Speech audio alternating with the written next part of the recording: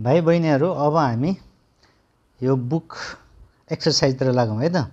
जस्तो यो बुकमा हाम्रो यो कम्पाउन्ड एंगल्सको एक्सरसाइज चाहिँ 6.1 मा छ र पहिलो क्वेशन हाम्रो कन्सेप्ट चेक सेक्सन भनेर चाहिँ एमसीक्यू क्वेशनहरु राखिदिएको छ हैन। अब यो सालदेखि त हाम्रो ओपडी म्याथमा पनि एमसीक्यू क्वेशन आउँछ। सो एमसीक्यू प्रिपरेसनको लागि हामीले बेसिकली कुन पार्टमा फोकस हुनुपर्छ भने फर्मुला र डेफिनेसनहरु हैन। फर्मुला र डेफिनेसन चाहिँ हामीले एकदमै राम्रो तयारी गर्नुपर्छ। अब पहिलो क्वेशन हेरौँ है त। जस्तो पहिलो क्वेशन छ tick the correct answer. The trigonometric function of a plus b and a minus b are called। अब चारवटा चाहिँ हाम्रो विकल्प छ है एन्सरहरु। फर्स्टमा मल्टिपल एंगल, सेकेन्डमा कम्पाउन्ड एंगल्स, थर्डमा सप्लिमेन्ट्री एंगल्स र फोर्थमा कम्प्लिमेन्ट्री एंगल्स। अब हामीले पढिसक्यो डेफिनेसनमा हैन। Sum or difference of two or more angles are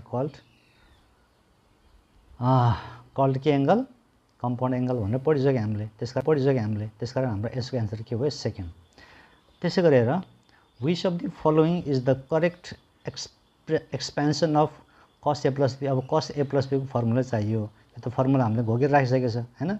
cos के हुन्छ सिमेट्रिक टाइप हुन्छ हैन, होमोजिनियस cos अनि प्लस छ भने माइनस, माइनस भने प्लस। सो हाम्रो अहिलेको एन्सर चाहिँ कुन हो cos a plus b छ भनेपछि हाम्रो कुन हुने भयो cos a cos b minus sin a sin b। यो थर्ड चाहिँ हाम्रो के भयो एन्सर भयो।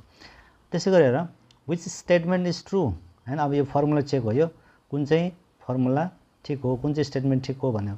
यसो हेर्दै जाँदाखेरि यहाँ अल अफ द एबभ सबै ठीक होला हैन। sin a minus b भनेको यो हो, tan a plus b भनेको यही हो हैन। चिन्ह याद राख्ने, यहाँ प्लस छ भने यहाँ माथि प्लस हुन्छ, यहाँ माइनस छ भने माथि चाहिँ माइनस तल प्लस हुन्छ। त्यस्तै cos a minus b हैन, यो पनि ठिकै छ हैन।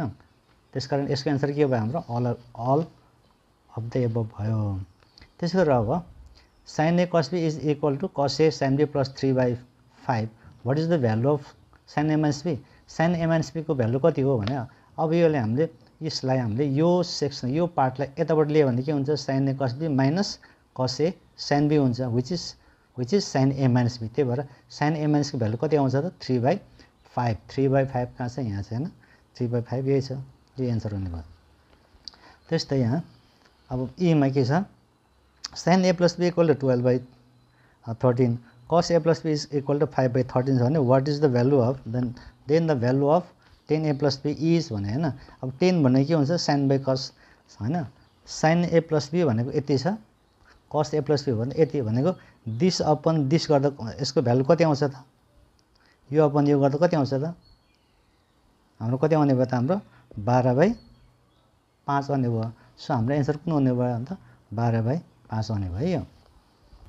सो यो चाहिँ हाम्रो के भयो एमसीक्यू क्वेशनको लागि हाम्रो बेसिकली फर्मुला टेस्ट हुन्छ। यसमा फर्मुला र डेफिनेसन टेस्ट हुन्छ। त्यो सेक्सनमा चाहिँ हामी अलिकति राम्रोसँग प्रिपेयर हुनु पर्यो है। अब जाउँ क्वेशन नम्बर 3 जस्तो है। यो 3 को प्रुफ दैट भन्छ हैन। अब sin 15 plus cos 15 is equal to यति यस्तो क्वेशनहरु हामीले यो जुन क्वेशन नम्बर 1 मा जस्तै गर्ने हो। sin 15 को निकाल्नु पर्यो, cos 15 निकाल्नु पर्यो हैन, बीचमा प्लस छ अनि सिम्प्लिफाई गर्दै जाँदाखेरि ट्याक ट्याक ट्याक आउँछ है। अब यसमध्ये मैले एउटा गर्दिन्छु, मैले कुन गर्छु भने नम्बर ई को गर्छु है त मैले।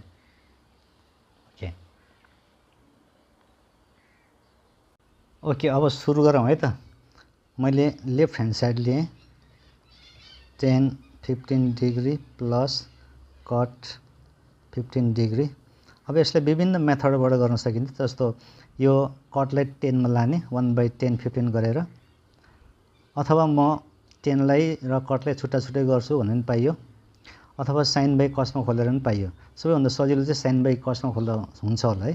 त्यही भएर मैले sin 15 अपन cos 15 गरे प्लस कट भनेको के हुन्छ हाम्रो cos 15 degree upon sin 15 degree गरे। मैले यताबाट लेखेँ त। अब यसमा हाम्रो एलसीएम लिने हैन। एलसीएम लिएर सिम्प्लिफाई गर्दाखेरि के हुन्छ भने एलसीएम भनेको यसको cos 15 डिग्री अनि sin 15 डिग्री भयो। अनि यसलाई हैन यो एलसीएम लाई यो cos 15 ले डिभाइड गर्दाखेरि sin 15 बाँकी भयो। sin 15 र sin 15 कति भयो हाम्रो sin स्क्वायर 15 डिग्री भयो प्लस यसमा कति हुन्छ त हाम्रो cos स्क्वायर 15 डिग्री। अथवा दुईटा यस्तो फ्र्याक्सन छ भने हामीले बटरफ्लाई मेथड पनि भन्छौँ कि हैन। यो र यो मल्टिप्लाई गरिदिने, जहिले पनि यताबाट जाने, यो र यो मल्टिप्लाई गरिदिने, प्लस त भने प्लस राख्ने, माइनस भने माइनस राख्ने, अनि यो र यो मल्टिप्लाई गरिदिने, अनि तलको पनि मल्टिप्लाई गर्ने। सो बटरफ्लाई भनेको भाइ बहिनीहरुलाई थाहा होला a by b c by d छ भने पहिला हामीले जहिले पनि यो डाइरेक्सनमा जाने हैन। यो डाइरेक्सनमा मल्टिप्लाई गरेपछि के हुन्छ हाम्रो a इन्टु d हुन्छ। अनि यो डाइरेक्सनमा जाने plus by plus minus by minus b c राख्ने अपन अनि फेरि यो पनि मल्टिप्लाई गर्ने b इन्टु d भयो हैन। यसलाई हामीले बटरफ्लाई मेथड भन्छ किनभने यसरी गर्दाखेरि यस्तो गर्दाखेरि बटरफ्लाई जस्तो देखिन्छ, त्यही भएर राइट। अब यहाँ हेरौँ है, यहाँ अब हामीले क्लास 9 मा पढिरहेको क्लास 9 8 मा sin square theta plus cos square theta भन्ने कति हुन्छ 1 हुन्छ। थीटाको ठाउँमा कति छ 15 डिग्री छ नि त, त्यही भएर माथि कति भयो 1 भयो, तल के भयो हाम्रो cos 15 डिग्री sin 15 डिग्री भयो है। अब यो 15 ले हामीले के गरी ब्रेक गर्ने त कम्पाउन्ड फर्मुलामा लेख्नु पर्यो 1 बाइ cos 15 भन्ने कति हुन्छ cos 45 डिग्री माइनस 30 डिग्री भयो, sin भन्ने कति हुन्छ sin 45 डिग्री माइनस 30 डिग्री भयो राइट। cos 15 अरु नै हुन्छ नि हैन। 60 बाट 45 घटाउनु कति आउँछ 15 हैन, 60 माइनस 45 गर्न पनि पाइयो के। अब हामीले यहाँ मैले यस्तो यता हराइजन्टल जाँदैछ है, म यहाँ स्पेस बचाउनको लागि 1 अपन अब हामीले फर्मुला खोल्नु पर्यो cos a माइनस भने के हुन्छ cos a degree cos b, अब यहाँ प्लस हुन्छ sin हुन्छ sin a sin b, यो आयो है यो। अब यहाँ इन्टु छ यहाँ फेरि sin a माइनस भने के हुन्छ हाम्रो sin a cos b minus भने माइनस प्लस भने प्लस है sin मा, अनि sin a cos b plus sorry minus cos a sin b, यो चाहिँ हाम्रो फर्मुला राखेको। अब यता है त 1 बाइ अब भ्यालु राख्ने हो cos 45 भनेको 1 बाइ √2, cos 30 भनेको sin 60 भनेको √3 बाइ 2 प्लस छ sin 45 भनेको 1 बाइ √2, sin 45 cos 45 एउटै, sin 30 भनेको cos 60 द्याट इज 1 बाइ 2, यो एउटा पार्ट पाए है यहाँ इन्टु चाहिँ यहाँ यो अब होल अपन हो। त्यस्तै यसको राख्नु पर्यो sin 45 इज 1 बाइ √2 आयो इन्टु cos 30 भनेको sin 60 that is √3 by 2 minus this is 1 by √2 value राखेको है, sin 30 भन्ने 1 बाइ 2 यो अपन है, माथि 1 छ है। अब हेरौँ त यो जस्तै √3 1 जा √3 2 √2 √3 2 √2 प्लस 1 1 जा 1 फेरि यो कति आयो 2 √2 है, मल्टिप्लाई गरेको है के पनि छैन इन्टु यहाँ नि √3 एउटै आएछ नि 1 बाइ 2 √2 राइट। अब यहाँ यसो हेरौँ त यहाँ अब्जर्भ गरेर म्याथमेटिक्समा गर्दै जाँदाखेरि बेला बेला हामीले अब्जर्भ गर्नुपर्छ कि त्यहाँ यसो निहालेर हेर्नुपर्छ। जस्तै यो नम्बरहरू सेम छ, खालि साइन के छ यहाँ प्लस छ यहाँ माइनस छ भनेको a plus b into a minus b भनेको a स्क्वायर माइनस b स्क्वायरको फर्ममा भयो यो। a स्क्वायर भनेको √3 2 √2 होल स्क्वायर माइनस 1 2 √2 को होल स्क्वायर, यो a स्क्वायर माइनस b स्क्वायरको फर्ममा भएर हामीले डाइरेक्ट लेखेँ 1। अब यहाँ स्क्वायर छ, यहाँ त स्क्वायर रुट छ, यो र यो कट हुन्छ कति आयो 3 भयो, यो स्क्वायर त फेरि तलको नम्बरलाई नै हो नि त हैन। जस्तो यो चाहिँ त कट हुन्छ, यो त कट हुँदा नि 2 2 जा 4 इन्टु 2 कति भयो 8 भयो, यहाँ तल कति आयो 8 आयो माइनस माथि त 1 नै भयो, तल कति हुन्छ त यो 2 2 जा 4 हुन्छ यो, अनि योसँग यो कट हुन्छ कति भयो 2 भयो भने 4 2 चाहिँ यहाँ 8 आयो, यस्तो आयो यो हाम्रो क्लास 7 तिरको 7 8 तिरको सिम्प्लिफिकेसन र के पनि हैन। अब डिनोमिनेटर सेम छ, 3 - 1 कति भयो 2 बाइ 8 राइट, 3 - 1 भयो 2 भयो, डिनोमिनेटर त एउटै छ 8। अब यो भने कति आयो त 4, अब 1/1 बाइ 4 भनेको कति आयो त डबल फ्र्याक्सन हो, अनि कति भयो 4 है। यो चाहिँ हाम्रो के हो हाम्रो यो हाम्रो आरएचएस आयो। जस्तो एउटा सानो कुरा गर्न मन लाग्यो, जस्तो अघि एउटा आएको थियो नि फ्र्याक्सन 1/1/4 जस्तै यो मैले डाइरेक्ट कति लेखेँ 4 लेखेँ है। जस्तै यस्तोमा धेरै विद्यार्थी भाइ बहिनीहरू भुल्नुहुन्छ कि अलमलिनु हुन्छ है। जस्तो यो त डबल फ्र्याक्सन हो। जस्तो हामीसँग भनौँ 2/3 हैन /7 एउटा यो छ, अरु के छ 2/3/7 यस्तो छ हैन। यसो हेर्दा त यो नम्बर त एउटै छ 237 या 237, तर यो कहाँ छ भन्ने कुरा चाहिँ फरक छ कि 2/3/7 हो, यहाँ चाहिँ के छ 2/3/7 हो हैन। यो कहाँ छ भन्ने कुराले फरक पार्छ है। अब यस्तोमा के हुन्छ भने यसको भ्यालु र यसको भ्यालु के हुन्छ छुट्टै हुन्छ।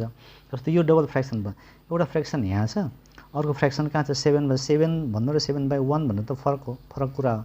सो यसको सिम्प्लिफिकेसन कस्तो हुन्छ 2/3 अनि हामीले रेसिप्रोकल गर्छौँ 7/1 को रेसिप्रोकल कति हो 1/7 हो भने कति आयो यो 2/21 है। तर यसको कति हो त यसको यहाँ त 2 छ, यहाँ फ्र्याक्सन त हाम्रो भिजिबल फ्र्याक्सन त यहाँ छ नि 3/7। 2 ले चाहिँ कसरी मिलाउन सकिन्छ त 2 भन्नु र 2/1 त एउटै हो हैन, अपन के भयो 3/7। अब यसलाई हामीले रेसिप्रोकल गरायौँ त 2/1 अनि इन्टु अनि कति भयो त 7/3 भने यो कति आयो त यो 14/1 3 चाहिँ 3। सो यसको भ्यालु 14/3 आयो, तर यसको भ्यालु कति आयो 2/21 आयो। त्यही भएर अब हामीले हेर्नु पर्यो है। जस्तो 2/3/7 हैन, यो भिजिबल फ्र्याक्सन यस्तो छ भने के हुने रहेछ त यो 7 माथि गएर मल्टिप्लाई हुने रहेछ 7 2 जा भएर आयो नि। तर यस्तो छ भने फ्र्याक्सन चाहिँ माथि छ भने के हुने रहेछ त यो तलको नम्बर चाहिँ यहाँ तल यो यो छ नि यो नम्बर चाहिँ यहीँ मल्टिप्लाई गर्नु रहेछ कि 7 3 जा कति भयो 21 आयो, 2 को 2 माथि छँदै छ। यस्तोमा चाहिँ कन्फ्युज हुनुहुन्न है, फेरि धेरै हिसाबहरू बिग्रिहाल्छ। सो कन्फ्युज भयो भने यसरी निकालेर हेर्ने है, यो यसरी निकालेर हेर्ने भइहाल्छ। अनि अर्को कुरा अघि हामीले गर्दै जाँदाखेरि सुरुको स्टेपमा एउटा के आएको थियो 1/sin15 cos15 भन्ने एउटा स्टेप आएको थियो नि हैन। अब यसबाट हामीले डाइरेक्ट गर्न मिल्छ क्या, जुन चाहिँ हाम्रो अर्को एक्सर्साइज हैन मल्टिपल एङ्गल भन्ने पढ्नु पर्छ। अब त्यसो गर्दाखेरि हामीले के गर्छौँ भने 2/2 गरिदिन्छौँ sin15 cos15। आखिर यो भन्दा यो भन्दा कुरा त एउटै हो इज इक्वल टु 2/, अब 2 sin a cos a, यहाँ त a छ नि a भनेको 15 भयो कि 2 sin a cos a एउटा फर्मुला छ। फर्मुला के छ भने 2 sin a cos a भनेको यहाँ एङ्गल एउटै छ है a र b छैन, मिक्सअप छैन, a छ। 2 sin a cos a भनेको sin 2a छ है, sin 2a। सो यहाँ sin 2a भनेको कति आयो त 15 डिग्री आयो नि। 2 अब 15 2 त 30 भयो, sin 30 भयो नि हैन, sin 30 डिग्री 2। अब sin 30 भनेको कति 1/2। अब यहाँ फेरि त्यस्तै आयो नि हैन। अब यहाँ भिजिबल फ्र्याक्सन यहाँ छ है, यहाँ भिजिबल फ्र्याक्सन यहाँ छ नि त। सो 2 भन्ने कति लेख्न सकिन्छ 2/1 लेख्न सकियो हैन। यो छ नि होल अपन, यसलाई के गर्नु पर्यो रेसिप्रोकल गर्नु पर्यो 1/2 ले 2/1 गर्नु पर्यो कि 2 2 चाहिँ कति भयो 4 4 1 भने 4। यसरी नै आउँछ। यो सर्टकट मेथड भयो जुन चाहिँ हाम्रो उताउटिको मल्टिपल एङ्गल पढेपछि यो फर्मुलाहरू आउँछ नि यसरी हैन। भने यो एक्सर्साइजको धेरैभन्दा धेरै हिसाबहरू उतापट्टिको एक्सर्साइज पढेपछि अलिक भनौँ न छोटो तरिकाले गर्न सकिन्छ।